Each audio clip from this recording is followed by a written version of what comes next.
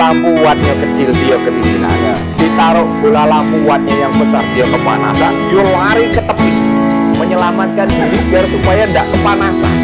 Akhirnya apa? Saya ambil kesimpulan bahwasanya puyuh itu nggak bisa kepanasan, nggak bisa kedinginan, harus suhunya pas di tengah-tengah.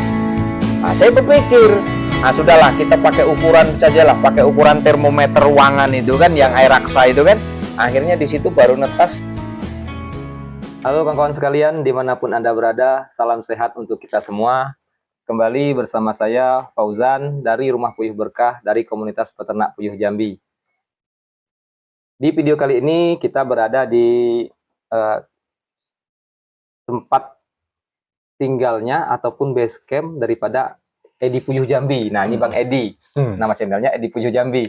Beliau ini menjabat sebagai wakil daripada Komunitas Peternak Puyuh Jambi, wakil ketua.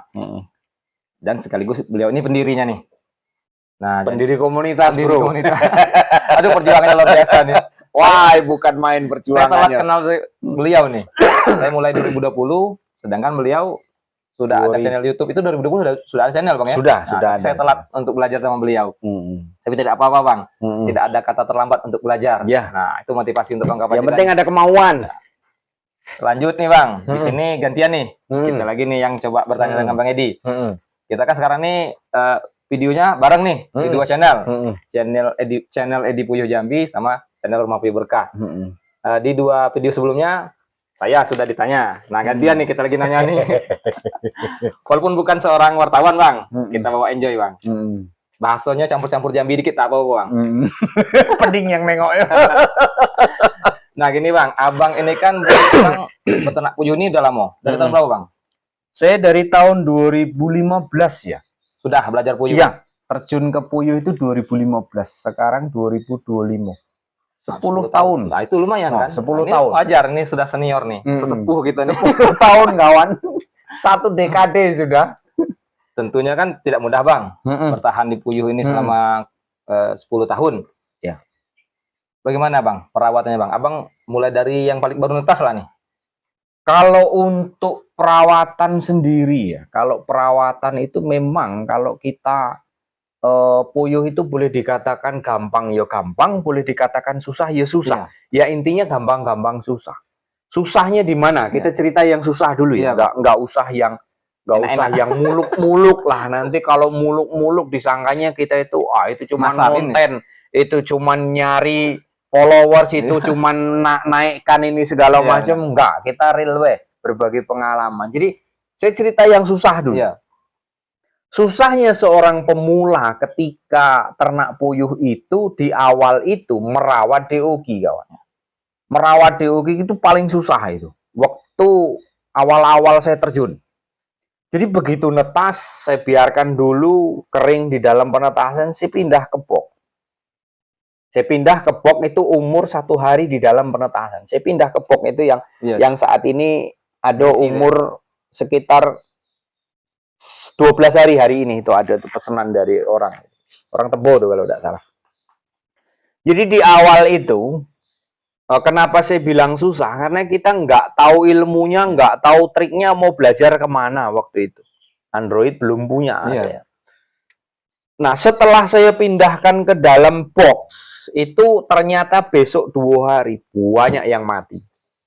Banyak betul yang mati di situ. Temenung saya, apa ini masalahnya? Selidik punya selidik, belajar dari kesalahan. Ternyata problem waktu kita menghadapi baru netes itu banyak kendalanya di angka kematian. Itu apa? Yang pertama, kandang ini terlalu sempit. Kandang ini kapasitasnya tuh harusnya 100, kita isi 200. Banyak kematian di situ. Ternyata puyuh itu dari kecil itu kalau semboyan kita lebih longgar lebih bagus. Lebih longgar lebih bagus. Nah, terus kemudian di situ penyebabnya yang pertama itu tadi terlalu sempit. Mati pagi itu banyak bukan main. Seember saya ambil itu yang mati, ember kecil itu. Kedinginan. Terlalu kepenuhan. Dia bertumbur-tumburan di situ, sehingga dia itu nggak mikirkan badannya untuk makan minum, nyelamatkan badannya gitu loh. Asal tidak kegencat. Nah, Nah, itu yang pertama, terlalu penuh. Kemudian yang kedua, saya nggak memahami lampu pada waktu itu. Karena dia banyak ngumpul di bawah lampu. Terus selama sejam, 2 jam, sehari saya amati. Dia ngumpul di bawah lampu. Akhirnya apa? Dia nggak makan, dia nggak minum. Kenapa? Karena dia menyelamatkan diri. Badannya kedinginan. Iya, iya. Gitu loh. Nah, setelah itu, banyak penyebab kematian dari situ juga. Terus kemudian saya ganti itu bola lampu yang panas. Berlari dia ke tepi. Kepanasan rupanya. Nah, ini di sini ya, jadi serba salah. Ditaruh bola lampu wattnya kecil, dia kedinginan. Iya. Ditaruh bola lampu wattnya yang besar, dia kepanasan. Dia lari ke tepi. Menyelamatkan diri biar supaya tidak kepanasan. Akhirnya apa? Saya ambil kesimpulan bahwasanya puyuh itu nggak bisa kepanasan, nggak bisa kedinginan. Harus suhunya pas di tengah-tengah. Nah, saya berpikir, sudahlah kita pakai ukuran sajalah, pakai ukuran termometer ruangan itu kan, yang air raksa itu kan. Akhirnya di situ baru netas saya ambil kesimpulan, mungkin kalau suhunya kita turunkan dari suhu penetasan, kan suhu penetasan saya pakai 37-38, saya turunkan 36-37. Terus seperti itu. Akhirnya saya belajar dari situ. Masih juga ada kendalanya, problemnya apa? Pakan. Pakan itu kalau proteinnya kurang, nggak bisa juga dia. Nggak naik ya, Bang? Nggak naik juga dia. Akhirnya apa? Fisiknya lemah. Fisiknya lemah. Kalau bisa kawan-kawan, untuk protein DOQ yang baru netas, itu kalau bisa itu cari pakan, cari pur yang proteinnya 20% ke atas. Jangan 20% ke bawah. Pertumbuhannya lambat, angka kematian banyak di situ. Problemanya banyak di situ. Kalau pakannya itu di bawah 20% proteinnya. Nah, itu silahkan dicarilah. Ya karena kita mau berbicara merek, harus pakai ini, pakai ini, pakai ini. Belum tentu tuh Pak kawan-kawan ada merek itu. Ya beda. Beda. Merek Nah, nanti. itu makanya saran saya kalau untuk DOQ di starter awal, itu kalau bisa itu proteinnya 20% ke atas lah. Makanya jangan pernah mengabaikan teori dari pabrik. Teori pabrik itu sudah pas semuanya loh itu. Sudah ada insinyurnya, Pak. Nah iya, karena kan sudah dikaji semuanya. Lah kita ini yang asal-asalan kadang tuh asal dikasih, enggak taunya kan gitu.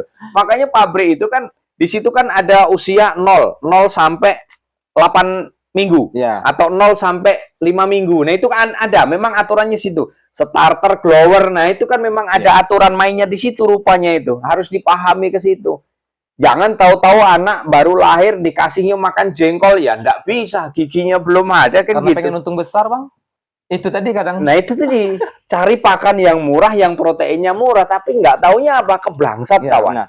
Habis kita dibuatnya di situ. Kita mau ngirit, nggak taunya malah ngorot. Habis kita malah. Itu perawatan yang kecil ya, Bang. Itu perawatan yang kecil. Ketika lepas lampu, beda lagi.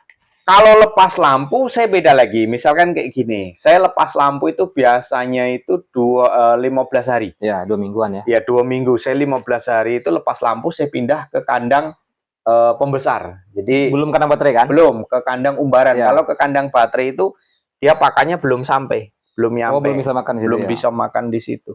Nah, dari situ itu biasanya di dalam situ 2 minggu itu tadi sampai 1 bulan. Kemudian 1 bulan saya naikkan ke kandang baterai, kandang petelur seperti ini. Itu pun pakannya beda lagi nanti.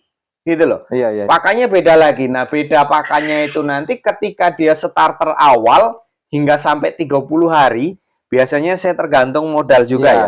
Kalau modalnya ada, dia sampai betelor loh itu. Saya pakai starter tadi. Yo, saya pakai BPS itu sampai dia betelor. Betelor sudah normal, baru saya oper pakai P100. Percampuran dulu, artinya pelan-pelan saya tinggalkan. Pelan-pelan saya tinggalkan starter itu tadi. Saya tinggalkan BPS itu tadi, campur satu-satu, kemudian nanti seperempatnya lagi, lama hilang ini nanti yang starter awal ini tadi. Nah, murni pakan petelur. Murnilah pakan petelur. Nah, mengenai masalah vitamin, kadang-kadang kawan-kawan juga itu, Bang pakai vitamin ini enggak gitu.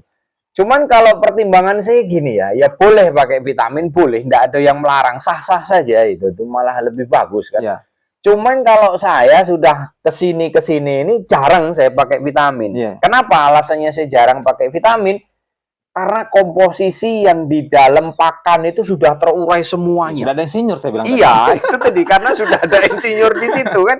Jadi kalau untuk vitamin semasa ini nggak ada, saya pakai paling kenceng air putih itulah. Karena di situ saya begitu nengok brosur di situ protein kasar sekian, terus serat kasar, abu kasar, fosfornya, semuanya sudah diperhitungkan di situ oleh insinyur. Lah kita tinggal make saja kawan. Kita tinggal make, artinya kita ini sudah enak lah itu kalau harga pabrikan itu. Apalagi kan di masa-masa seperti ini. Ya. Beda dengan 3 tahun yang lalu ya, apa 4 tahun yang lalu ya. Kita 2 tahun lah Bang. Kita ada kendala harga pakan dengan harga tinggi. Kemudian harga telur tidak bisa dibanting sama telur daerah. Tidak bisa jadinya kan gitu. Tapi alhamdulillah di masa-masa ini itu tidak terjadi lagi ya. Tidak terjadi lagi. Kalau saya bilang ini hasil dari edukasi kita juga Bang. Iya. Melalui video ataupun kita juga ngobrol sama pedagang pasar kan.